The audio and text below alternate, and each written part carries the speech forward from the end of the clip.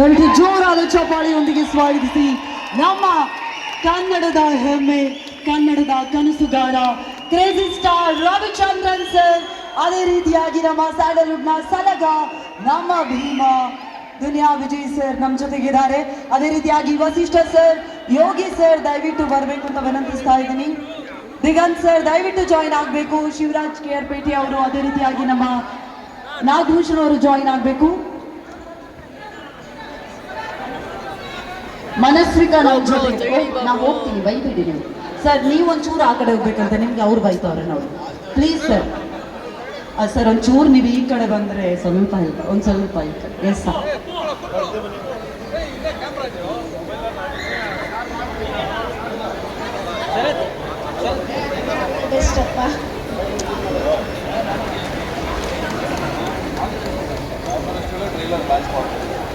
All the best of the trail.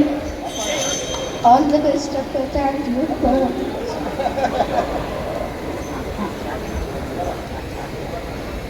ಮಕ್ಕಳಿಗಿಂತ ಯಾರ್ರೀ ಮನಸ್ಸು ಹಾರೈಸ್ತಾರೆ? ತಾಯಿ ಅಂತ ಬೇರೆ ಅವಳೇ ಮಾಡಲಿ. ಚಲೋ